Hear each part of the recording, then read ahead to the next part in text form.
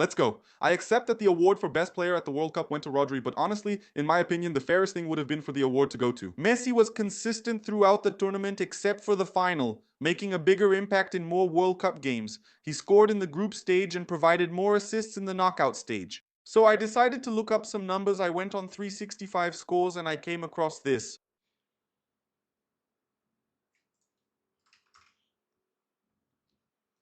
The top 7 players in the 365 scores rankings are forwards. Messi leads with an average of 8.7, but in second place is Andy Aye from Senegal, who did have a good World Cup, but is it really all that? Bye. And I wasn't going to let it slide, so I decided to understand more about these ratings, and 365 has a really cool thing called impact rating. It's kind of a hidden score that's inside the app, but I got access to it. It really measures the player's impact on that team in that competition and for what's expected from his position. Alright, I decided to put together and bring you the best World Cup lineup according to the numbers. And there are about 3 guys there that I'm sure you didn't even imagine. Let's go.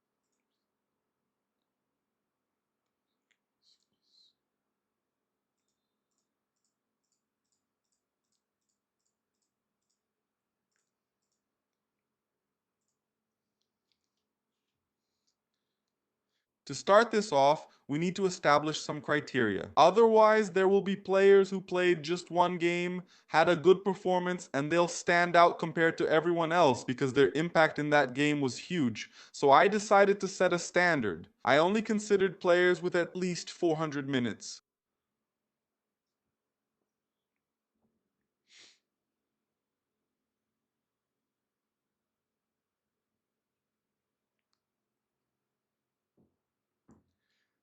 Just so you know, 400 minutes is about 4.5 games. In other words, the guy has to have played the group stage, maybe even skipped a game here and there. In the knockout stage, he played the round of 32, and probably, if he didn't play extra time, he also played in the round of 16. That's when we get a more accurate sample.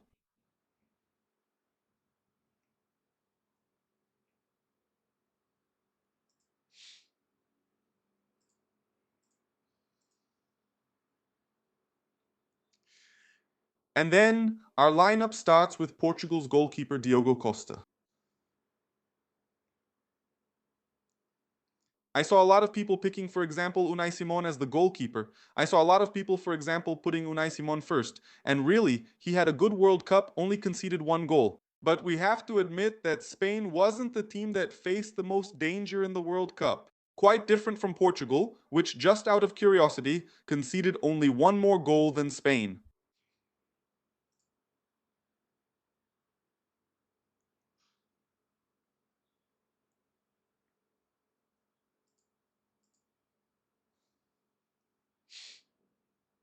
Among goalkeepers with significant playtime, he allowed the second fewest goals in the World Cup. Besides that, among goalkeepers who were actually threatened, in other words, who actually faced shots on goal, which definitely wasn't the case for Unai Simon, he had the best save percentage.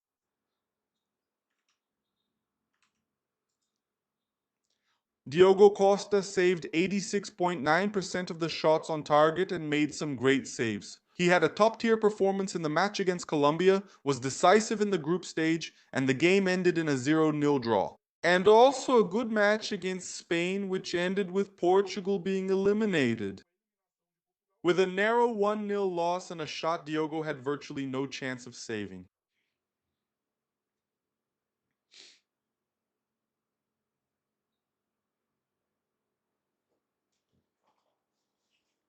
And here's a fun little fact. If we remove that standard, for example, of minutes played and look at players who only played in the group stage, at most the round of 32, do you know which goalkeeper ranked highest in this lineup?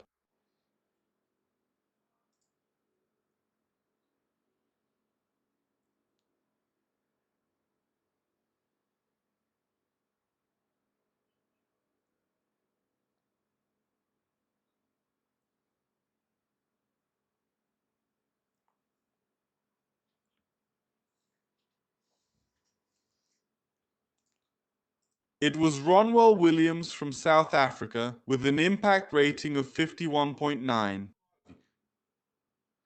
Basically 3 points higher than our Diogo Costa. And then we start to understand what this impact rating actually is.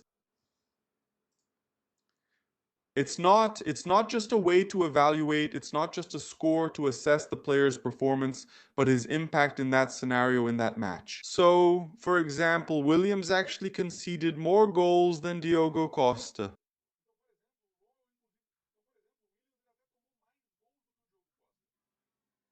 But we have to consider that it was already expected that South Africa would face more threats as well, and naturally he would concede more goals. But even so, he still managed to have a very positive impact among the South Africans, which helped the team reach the round of 32. You can tell which one it is, right?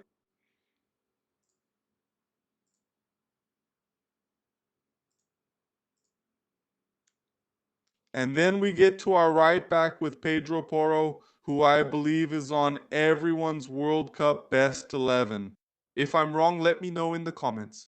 But Pedro Porro was one of the most complete fullbacks in this World Cup and managed to deliver a lot offensively, provided a pre-assist in the World Cup final, and scored 2 goals against France.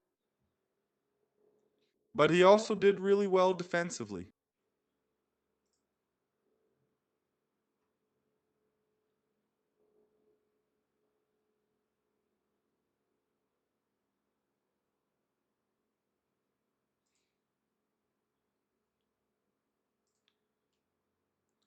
The Spanish fullback made 37 interceptions in this World Cup and showed that he was one of the key players for Spain to have faced so few threats. The ball rarely reached the center backs or goalkeeper, as the fullbacks and midfielders often intercepted it. Rodri, the defensive midfielder, and the 2 midfielders played a very important role in counter-pressing to force the opponent into mistakes, and Pedro Porro was one of the players who helped with these interceptions.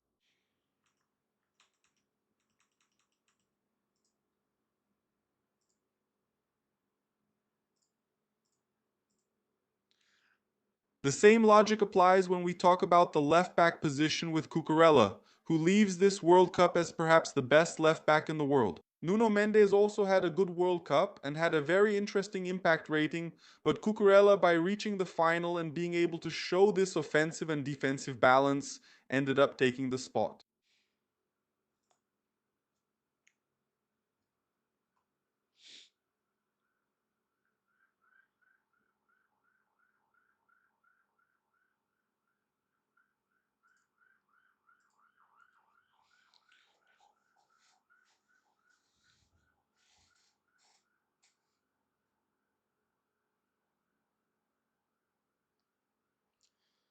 Just so you know, when Cucurella was on the field,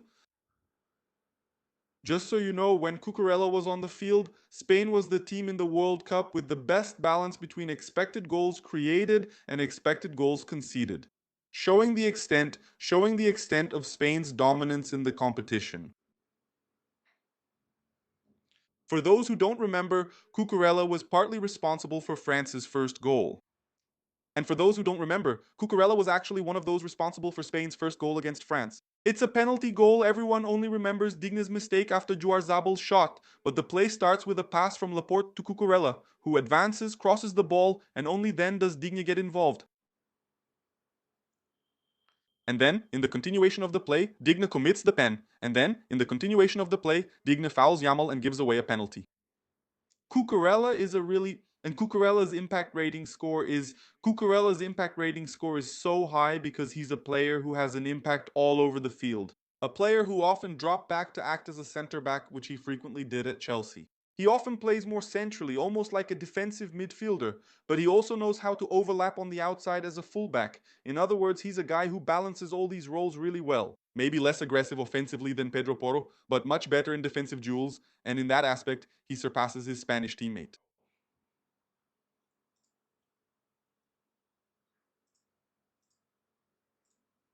Moving on to the center-back duo, here's a guy you definitely wouldn't guess. Nico Elvedi from Switzerland takes a spot in our defense. But where's Kubersi? Where's Laporte? Where's Upamecano and Romero? Well, I understand that the impact rating rated Nico Elvedi's performance very highly because it was a defense that was really put to the test. And Elvedi naturally stood out, taking Switzerland to the quarterfinals of the World Cup. In fact, I would say without any hesitation that Switzerland was one of the big surprises of this World Cup. They played a consistent game, controlled possession very well, and Elvedi often started the plays. He was on the right and Akanji on the left.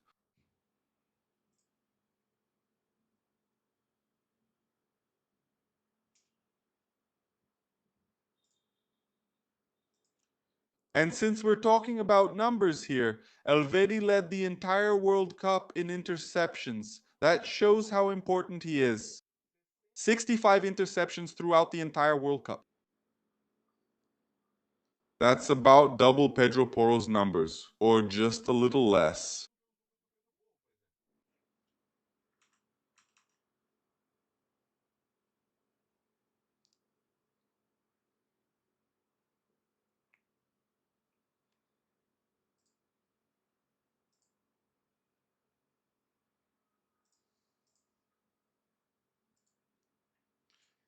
And to keep him company, there was a Brazilian there, Gabriel Magalhães. Who would have thought that the national team would have any representative, especially in defense? But we have to admit that Magalhães had a good level of performance at the World Cup.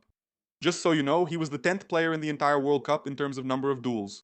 Just so you know, Gabriel Magalhães was the 10th player in the entire World Cup in terms of duel win rate, whether it was in the air, on the ground, or even in offensive duels when he was on the ball. Duel. Physically, he stood out and defended the space in behind well. And I want to highlight Magalhães here because he was heavily criticized for conceding the goal to Haaland, the first goal that opened up space for Norway's win, but I don't like to downplay his performance. His season at Arsenal was essential, probably the best center back in the world. And the national team can work very well already aiming for the 2030 World Cup. In fact, here on the channel, I put out that video here on the channel and imagining how Ancelotti can start preparing the national team already for the next international break. But don't worry. But don't worry about watching it now because I'll leave it linked at the end of this video, okay?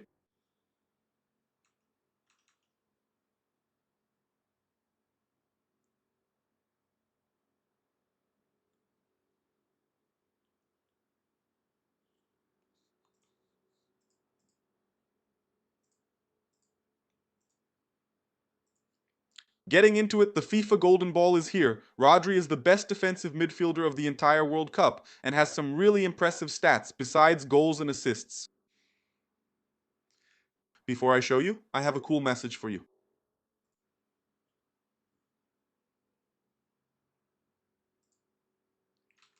Bye bye.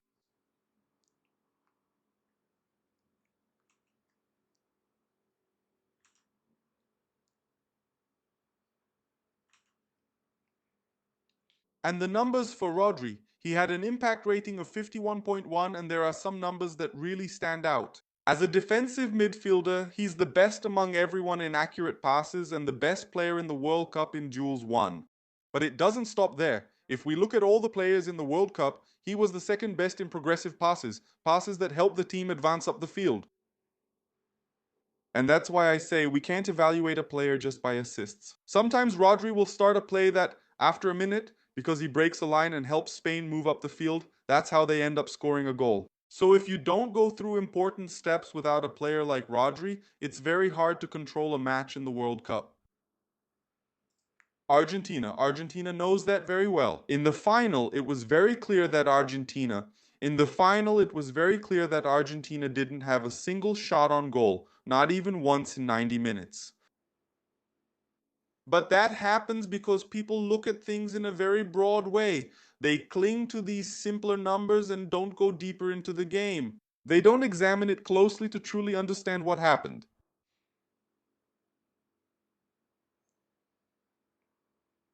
Here on the channel too, I even made a video right here on the channel about how that final went, and I invite you to watch it at the end of this one. But more important than that, when we start to understand that soccer isn't just about numbers, much less the basic stats of the game, we start to see the game in a different way. And that's why we at Football Maximo decided to build our game our own way. While we see fantasy games working with these more basic numbers, right? Where defensive midfielders will hardly score well if they don't make a lot of tackles, we decided to look at the game in a different way. And that's why we're going to launch our fantasy game on August 2nd. A game where you'll be able to pick players, and based on their real-life performance, you'll earn points to compete against us. Mark it on your calendar and subscribe to the channel. On August 2nd, I'll have more updates on this.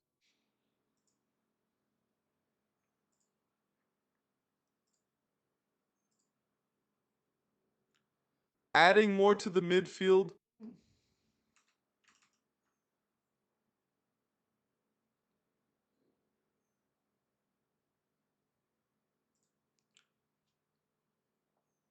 Strengthening the midfield even more. Swiss player Granit Xhaka, who had a great season with Bayern Leverkusen 2 seasons ago and had an excellent season with Sunderland. Back in the Premier League, he definitely deserves this spot in the starting lineup. His impact rating was 48.7 below Rodri's, but I dare say he was Switzerland's most important player in the World Cup, the player who made everything tick. He ranked 4th in the World Cup for progressive passes, my preferred metric for assessing defensive midfielders who build up play.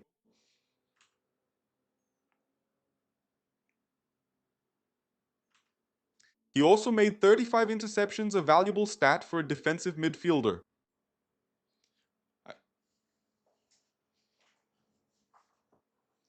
Anyone who watched Switzerland saw they like to keep possession, circulate the ball, use short build-up play to draw opponents in, and find spaces between the lines. Because of that, Ruben Vargas did very well, Manzambi did very well, Mbolo, despite the red card, also did very well, and none of this would have happened if Xhaka wasn't at the base of the play, starting the attacks with the play in front of him. It's no wonder that Xabi Alonso, who coached him at Bayer Leverkusen and has just taken over at Chelsea, asked Chelsea to make inquiries with Sunderland to bring the Swiss player to the Blues. Whether it's going to work out or not, there's no way to know. Whether this deal will work out or not, there's no way for us to know, but for sure here on Football Maximo, you'll follow Chelsea's season because we really like to talk about European football too.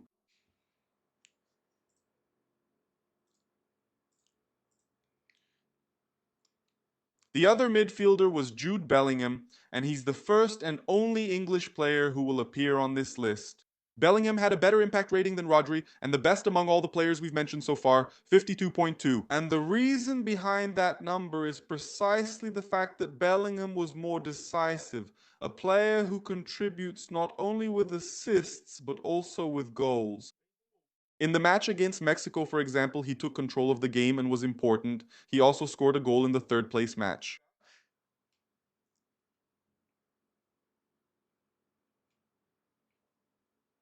And even though, in my opinion, he didn't do so well defensively in the elimination against Argentina, he was the England player who managed to deliver the most consistency along with decisive moments. I really liked Elliot Anderson too, but we have to admit that there's no way to compete with Rodri in that position. So we can imagine this 4-3 with Rodri as the first defensive midfielder, Xhaka as the second, and Bellingham as the third midfielder, the third man in midfield, who gets into the box more but also drops back to help build up play.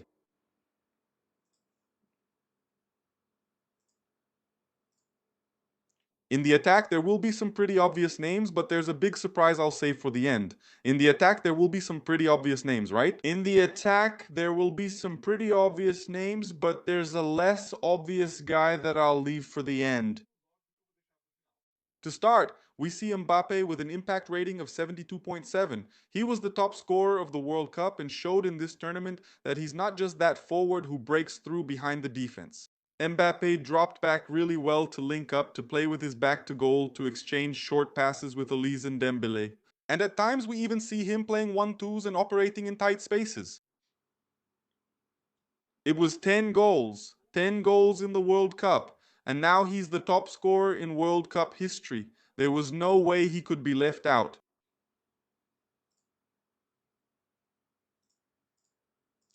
On the right wing, though he didn't play that position in the World Cup, here is, in my view and by the impact rating index, the tournament's best player. Messi had a score of 83.7, and we don't even need to explain why. When we look at the group stage, Messi was responsible for most of Argentina's goals. He didn't score all the goals in the game against Jordan. He started on the bench, came on, and scored his too. An active player who looks to dribble, create chances, finish well, and read the game as a whole. In the knockout stage, he wasn't that decisive in terms of goals, but he gained a very important role in building up the play, especially in the victories, especially in Argentina's heroic comebacks. Especially in Argentina's heroic comebacks against Egypt, Switzerland, and England.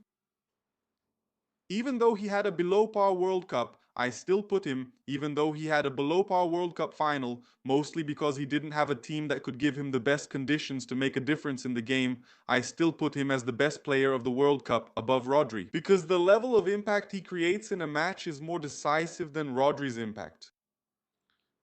Is it really that valuable for Rodri to deliver 10, 20, 30 progressive passes in the game? It won't matter that much if Rodri delivers 30 progressive passes in the game, getting the ball into the attacking half if there isn't a player of Messi's caliber, for example, in the final third. And we clearly saw that Argentina won the World Cup final largely because of that extraterrestrial. You could even talk about an over-reliance on Messi here.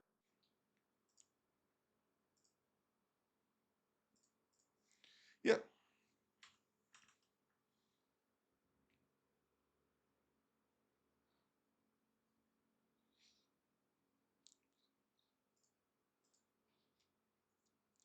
On the left wing, our Vini Jr. was also selected by the impact rating, score 55.9, and with some very interesting stats as well. He was the fifth player in the entire World Cup with the most actions inside the opponent's box. And keep in mind, he was eliminated in the round of 16. Some players reached the quarterfinals, semifinals, and final, but couldn't match Vini's impact. He was also the seventh most successful dribbler in the competition.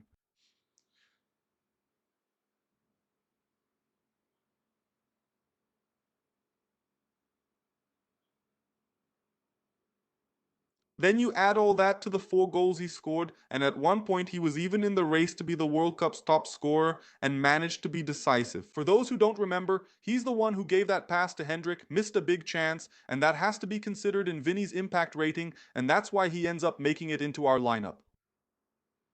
So we complete the team with Diogo Costa, Pedro Porro, Elvede, Gabriel Magalhães, and Cucurella, Rodri, Bellingham, and Xhaka, Messi, Mbappé, and Vini Jr. Interestingly, 2 players from the national team, Brazil, and only 1 each from England and France. But tell me, did you like seeing this kind of analysis with the World Cup squad according to the numbers? Now tell me, what would the World Cup squad look like in your opinion?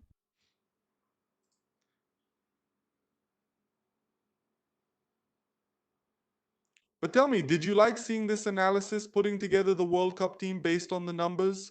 Now I want to know, what is your World Cup squad in your opinion? And as promised, I'm leaving these 2 videos linked here for you to binge a little bit of Futebol Maximo. Let's go!